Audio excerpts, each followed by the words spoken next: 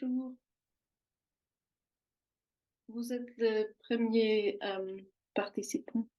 Est-ce que vous avez déjà un occlusion, un appareil?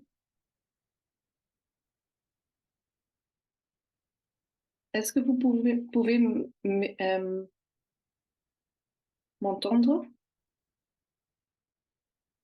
Ok, parfait. J'ai vu que vous m'avez répondu sur le chat. Alors, je vais commencer. Euh, alors, bonjour et bienvenue et merci de me joindre au webinaire de l'occlusion.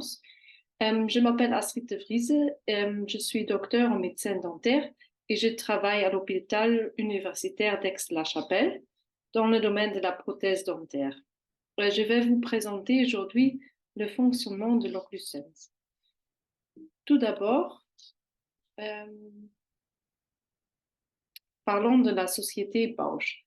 Le siège est à Cologne et la société Bausch a été fondée en 1953. Mais qu'est-ce que c'est l'occlusion? Comme nous sommes que deux, j'aimerais bien vous connaisser mieux. Avez-vous déjà un appareil d'occlusion ou comment avez-vous découvert ce webinaire?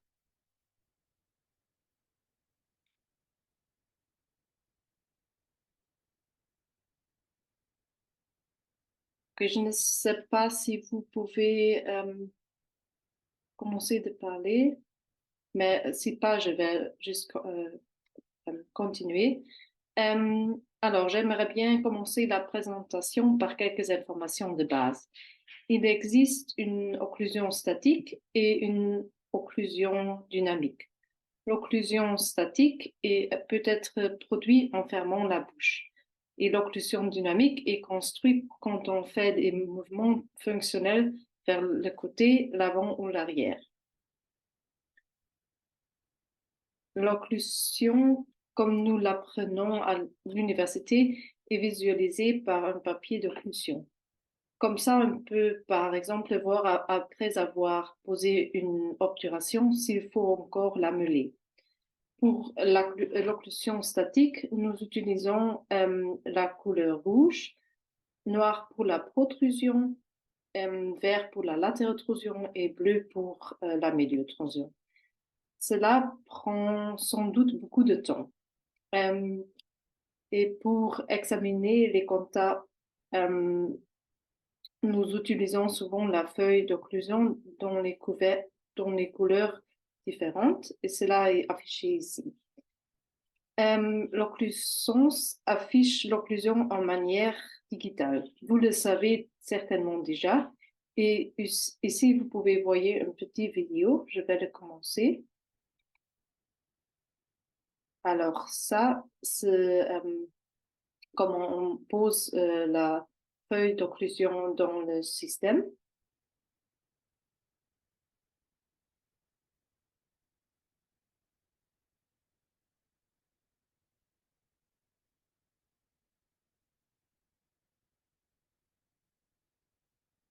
Et ça remplace la feuille d'occlusion.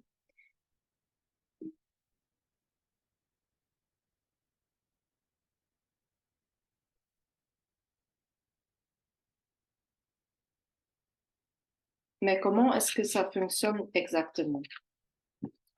Euh, on utilise une pièce à main qui est reliée à l'application du sens d'un iPad. Alors, aussi, il nous faut une installation d'un app sur un iPad et le capteur de la pièce à main mesure 71 mm de large, seulement 60 microns d'épaisseur et peut représenter 205,6 niveaux de pression différents. Le matériau du capteur est flexible et indique également les contacts dentaires sur les dents avec la couleur rouge. Comment dois-je procéder pour installer et utiliser l'occlusion pour la première fois? Tout d'abord, je dois m'assurer que mon iPad est connecté au réseau Wi-Fi. Ensuite, je dois connecter la pièce à main occlusion à l'iPad. Et pour cela, j'utilise la pièce à main sans capteur, comme c'est visualisé ici. Mais pourquoi est-ce que j'ai besoin de l'occlusion? Sans l'occlusion, je dois d'abord marquer les points de contact occlusaux. Je devrais utiliser différentes couleurs pour l'occlusion statique et dynamique, comme j'ai déjà expliqué, avant de procéder avec la documentation pour le dossier du patient. Alors, cela prend beaucoup de temps et l'occlusion réunit toutes ces étapes en une seule et il suffit de demander au patient de faire l'occlusion statique ou dynamique et les points de contact sont automatiquement enregistrés et documentés sur l'application. L'occlusion est l'utile idéal en particulier pour les prothèses dentaires pour éviter les effets de chipping et de la céramique.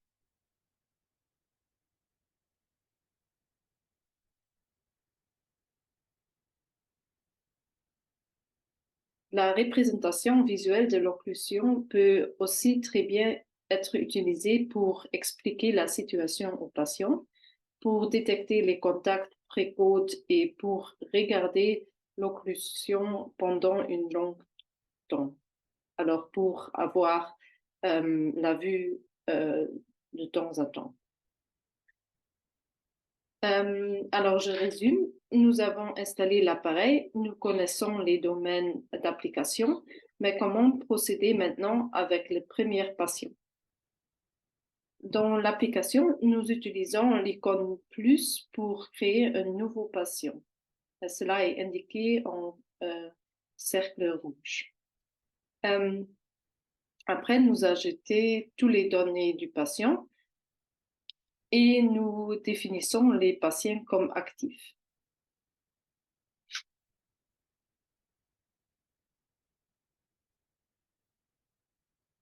Ensuite, nous allons sur Nouvel enregistrement et pouvons choisir la fréquence d'enregistrement. La fréquence d'enregistrement peut être également modifiée manuellement sur l'appareil en appuyant le bouton vert. Alors, je vais vous montrer.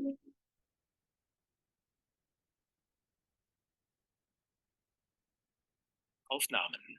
Bevor Sie eine Aufnahme starten, vergewissern Sie sich den Patienten. Alors, pour commencer, il faut contrôler la connexion d'appareil avec le système. Cela est indiqué ici. Et il faut choisir et activer le patient. Cela est marqué maintenant. Il faut lui marquer comme actif. Et il faut appuyer sur Nouveau enregistrement et après choisir le mode d'enregistrement. Alors ça, c'est marqué ici.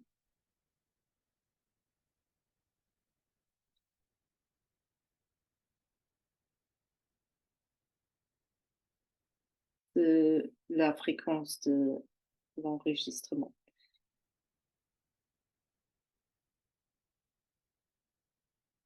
Oui, là, vous pouvez voir comment on peut changer la fréquence d'enregistrement sur l'appareil. Et Wir cette machen bei dieser vidéo, Patientin eine Okklusionskontrolle nach einer Restauration mit keramischem Inlay. cette vidéo va vous montrer comment on procède sur un patient qui a reçu des inlays en céramique. Et au début, il faut enregistrer toutes les dates du patient. Et après avoir installer le système, on fait les mouvements sans l'appareil pour que le patient peut être pour être pour se connaître, pour avoir la possibilité de connaître les mouvements qu'il faut faire avec avec l'occlusence. Et maintenant, je vous montre comment on procède. Alors, le dentaire ou le dentiste, il met le sensor dans la machine et après, il va au patient et il met la feuille d'occlusion dans la bouche et laisse fermer le patient. Alors après, il appuie sur le bouton pour commencer et en haut, vous pouvez voir tous les contacts qui sont enregistrés. Au début, c'est seulement l'occlusion statique et après, c'est aussi avec la latérotrusion et la médiotrusion, la protrusion. Là, ça, c'est l'occlusion statique.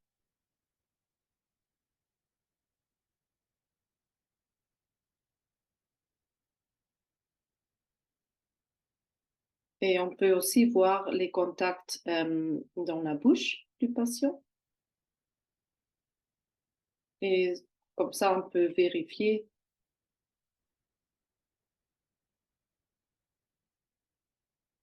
D'accord. Il est important de savoir qu'en appuyant sur le bouton rose, l'appareil attend le premier contact occlusal. Si vous appuyez à nouveau sur le bouton rose, vous pouvez également démarrer l'enregistrement manuellement. De nombreuses autres fonctions sont énumérées et décrites avec précision dans le mode d'emploi. Alors, nous avons maintenant obtenu les premières données du patient et maintenant, il faut encore les analyser. Les contacts de différentes identités sont représentés par des couleurs différentes et des hauteurs de barres différentes. Une petite barre et la couleur verte indiquent des faibles différences de pression et une barre haute et une couleur rouge indiquent les précontacts. Ça peut aussi être affiché comme ça. Un petit ou un contact ponctuel est plutôt rouge et un grand contact est plutôt vert. On peut s'imaginer cela comme un pilaire de pont avec une grande ou une petite surface en base. Le pilaire avec la grande surface en base serait représenté par une barre verte de faible hauteur et quand il y a seulement une petite surface, ça marque qu'il y a une haute différence de pression. Voici une nouvelle illustration des colonnes de différentes couleurs pour comprendre le mode de fonctionnement. Alors, quand vous imaginez un pont qui a des pilaires de différentes hauteurs, cela veut dire que celui-ci, il y a un pré-contact et les autres sont ont un peu moins de contact et alors ça est indiqué par les couleurs. La vidéo montre des pré-contacts ponctuels, c'est affiché en rouge et si l'explication des pilaires de pont n'a pas du tout à faire clair, voici une autre manière. Et vous pouvez vous imaginer que nous marchions pieds nus sur des clous qui sont tout aussi pointus. Avec une colonne de couleur rouge, nous devrons imaginer que dans la planche à clous sur laquelle nous nous tenons, certaines clous sont particulièrement longues. Ça veut dire comme ça. Et ou vous pouvez aussi le voir comme ça. c'est une grande différence de hauteur. Alors, ça veut dire qu'il y a un pré-contact ou un contact ponctuel. Et oui, ou que les contacts sont célibataires. Et avec une couleur verte, les différences de hauteur d'écluse sur la planche seraient moins grandes. Et cela voulait dire que la surface occlusaire est mulée, par exemple. Alors, les couleurs rouges indiquent donc un contact ponctuel et la hauteur de colonne indique la force du contact. Comme ça, on peut dire que les colonnes rouges parlent des contacts précoces ou d'une intercuspidation incomplète. Les couleurs vertes indiquent des contacts flats. Il faut noter que les couleurs résultent de la comparisation avec les contacts voisins. Alors, c'est toujours en comparaison avec les contacts qui sont près de l'autre.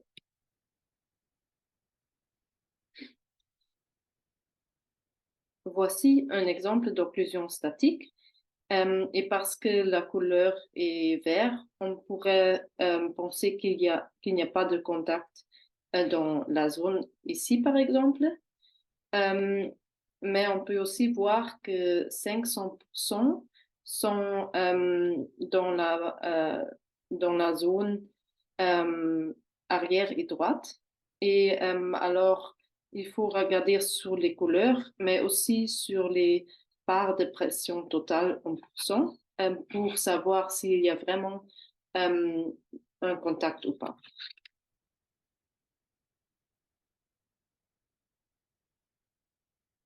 La vidéo vous montre l'occlusion statique et après dynamique, et on peut voir les contacts canines en faisant la latérotrusion. Ça, c'est statique, et ça, c'est la latérotrusion.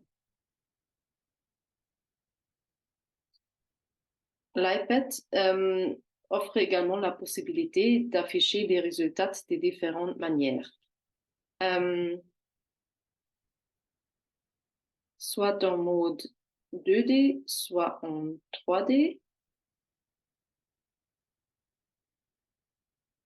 Et aussi une combination de 2D et 3D est possible.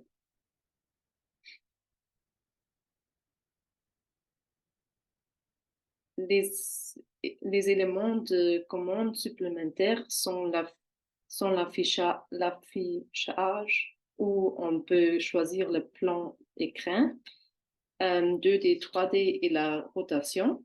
Aussi le temps où on peut choisir pause et retour. Le filtre nous permet de supprimer quelques contacts et en appuyant sur Options, on peut regarder par exemple plus détaillé sur quelques quartiers.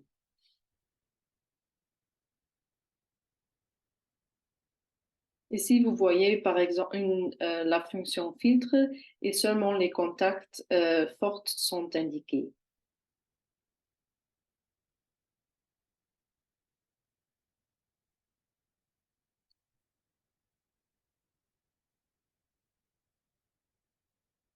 On peut également observer l'enregistrement en plein écran.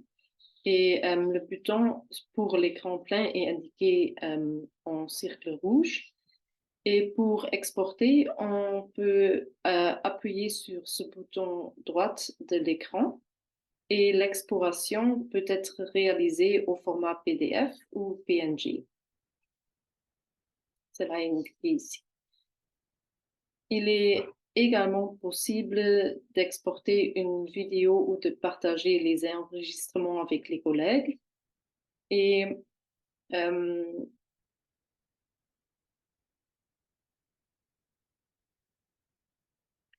vous pouvez aussi faire un transfert des enregistrements du OccluSense sur votre ordinateur.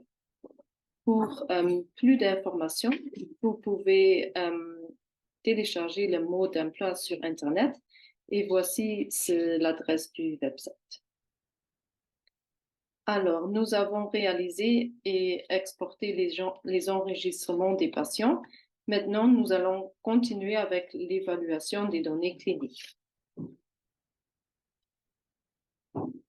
Pour l'interprétation, il est important que vous placiez le capteur occlusens au milieu du mandibula et le petit triangle rouge est là pour vous y aider. Nous voyons ici les données d'une occlusion statique et dans la vue 2D, nous voyons des couleurs différentes et nous nous rappelons que la couleur rouge correspond à des contacts ponctuels et la couleur verte signifie qu'il y a des contacts plats. L'option de visualisation de différents quadrants nous permet de voir que 50 des contacts se trouvent dans le deuxième ou troisième quadrant.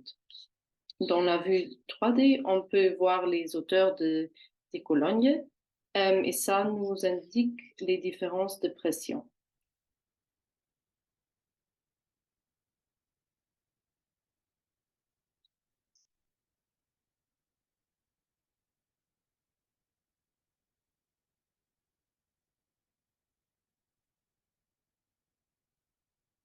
Ici, nous voyons un mouvement d'occlusion dynamique du même patient vers le côté. Il y a un guidage de groupe du côté de la latérotrusion et des contacts sont également présents sur les dents d'autre côté. Ce contact est aussi présent dans le mouvement de la protrusion. En observant les points de contact enregistrés avec l'occlusence digitale ainsi que intraorale, on peut dire qu'il y a un contact prétubérateur sur la dent 2,6,3,6 qui doit être meulé.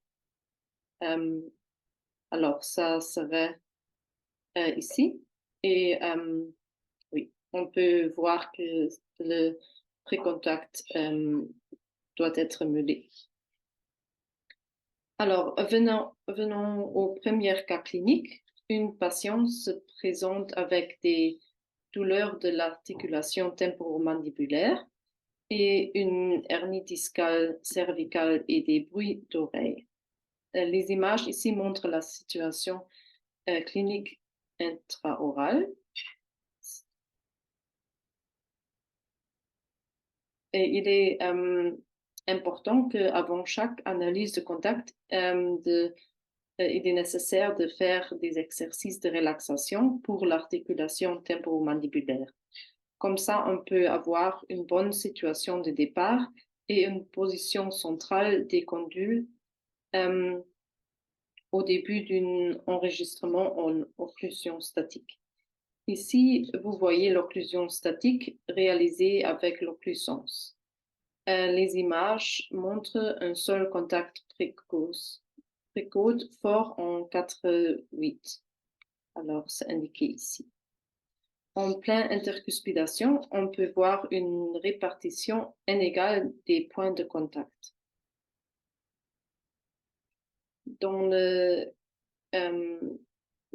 Aussi, en faisant la protrusion, le précontact de 4,8 persiste et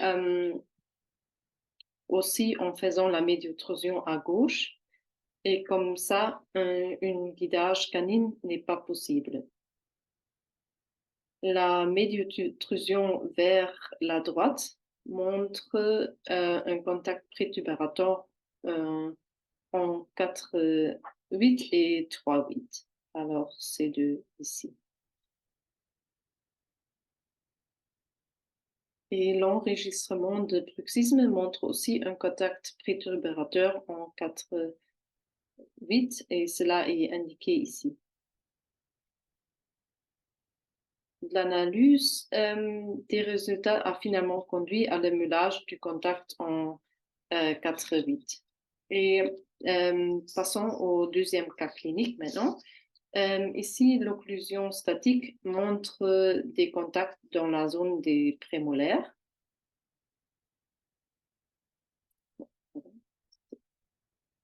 vite. Alors, ça, c'est la situation intraorale et ça indique l'enregistrement avec l'occlusence et vous voyez qu'il y a beaucoup de contacts dans la zone des prémolaires. Latérétrusion vers la gauche, on observe un guidage canine. Cela est indiqué aussi avec les photos d'intraoral et on peut aussi les voir en voyant l'enregistrement de l'occlusence. On est observant, alors on peut voir un guidage canine en 2-3 ou en 3-3 qui disparaît en protrusion et alors aucune thérapie d'insertion est indiquée. Venons maintenant au dernier cas clinique de la journée. Il s'agit d'un patient avec une hyperplasie unilatérale de la mandibule. Laissons maintenant regarder l'occlusion statique de ce patient. Nous ne voyons que des points de contact unilatéraux et une répartition inégale des forces de mastication sur la mandibule.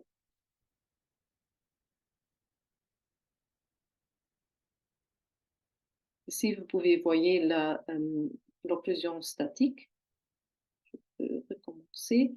Il y a seulement des contacts unilatéraux.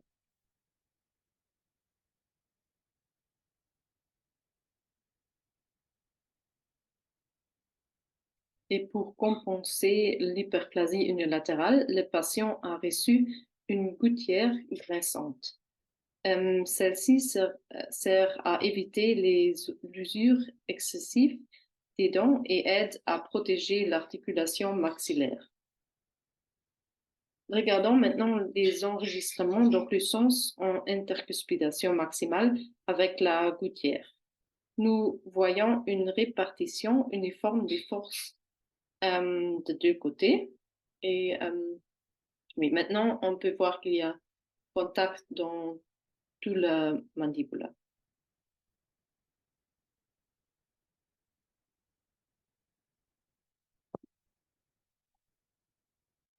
Le mouvement de latérotrusio montre qu'il y a un guidage des canines. Et le mouvement de protrusion provoque une non-occlusion dans les dents postérieures. Et cela est indiqué ici.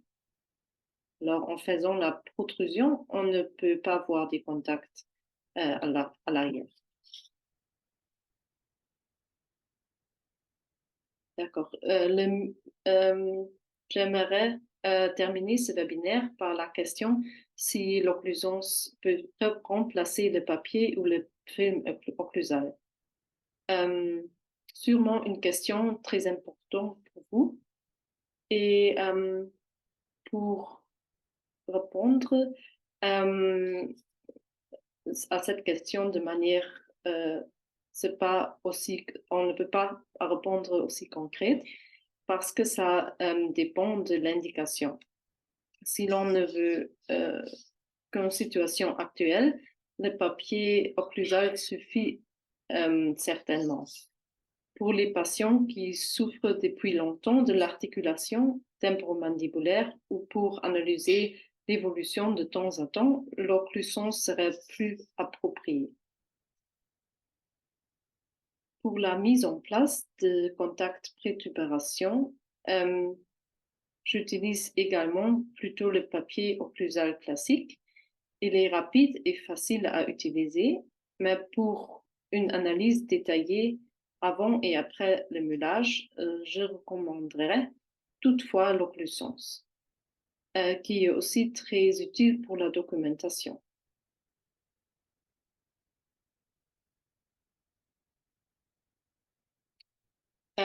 Pour tous ceux qui n'ont pas encore de l'occlusance, mais qui souhaitent s'y mettre une, nous avons rassemblé pour vous tout que vous avez besoin. À part de l'appareil OcluSense et des films, vous avez besoin d'un iPad plus jeune de 2014. Ensuite, vous devez télécharger l'application OcluSense qui est gratuite. Cette application est maintenant disponible en 12 langues.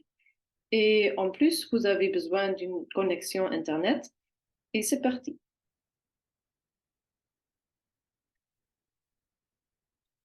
J'aimerais terminer en vous remerciant de votre attention. Et est-ce que vous avez encore des questions?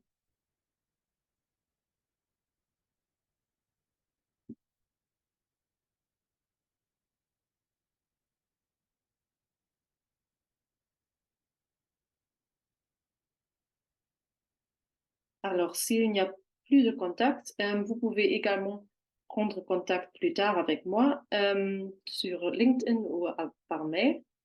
Euh, alors, sinon, je vous souhaite une très belle week-end et merci pour attendre.